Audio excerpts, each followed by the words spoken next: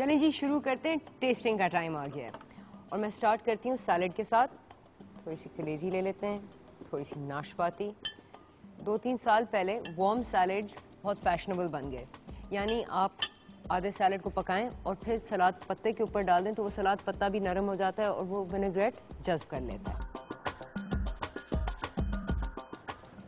अब जो नाशपाती का फ्लेवर है वो कलेजी के साथ बहुत अच्छी तरह जाता है।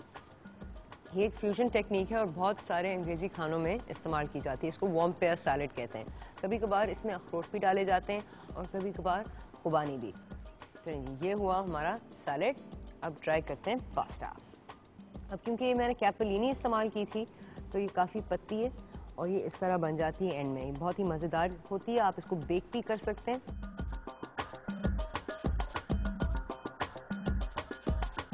स्पगेटी और वाइट सॉस में सबसे ज़्यादा मज़ा उस वक्त आता है जब आप उसमें एक मीट डालें जो वाइट सॉस को फ्लेवर दे। और आज क्योंकि हमने इसमें मोट्ज़रेला डाली है और हमने स्मोक चिकन डाली है, दोनों चीज़ें आ रही हैं। एक तो मोट्ज़रेला की सॉल्टीनेस और पिस्तानेस, दूसरी स्मोक चिकन की स्मोकीनेस।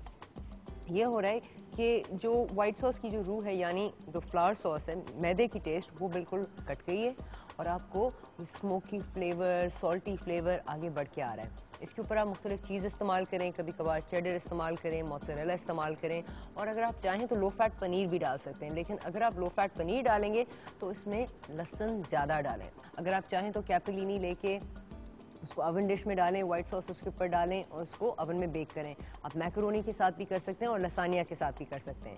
चलें जी, ये हुई बहुत सारी बातचीत इस खाने के ऊपर। ये बहुत ही मज़ेदार डिशेज़ हैं, आप ज़रूर ट्राई करें और मुझे मैसेज भेजें कि आपको कैसी पसंद आई।